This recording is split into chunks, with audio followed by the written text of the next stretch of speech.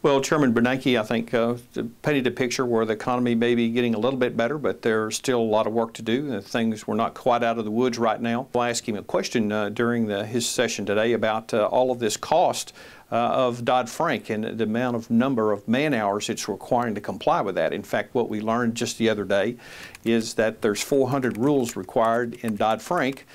We've completed about 140 of them, and it's going to take 22 million man-hours a year just to comply with those. And you compare that where it only took 20 million man-hours to complete the Panama Canal. And I would say that we got a lot more benefit from the Panama Canal than we're getting, from 22 million man-hours, a third of the way through a major piece of legislation.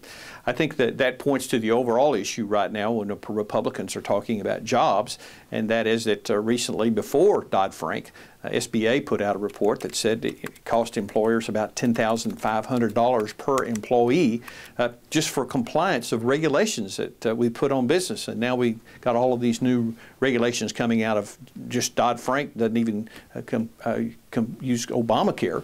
And so I think it's a legitimate question is we need to be doing cost-benefit analysis on all these regulations. Yes, these regulations may prevent certain things from happening, but the question is at what cost?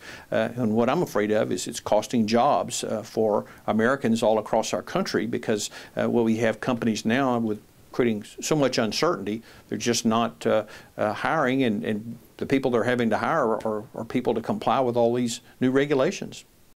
Well, from oversight and investigation, we're going to continue to bring these agencies in. We're going to continue to question them about what kind of cost-benefit analysis that they're doing. Have they weighed all of the cost? Have they done those analyses prior to issuing the rules? What we're hearing now is in many cases they issue the rules and then go back and do the cost-benefit analysis later.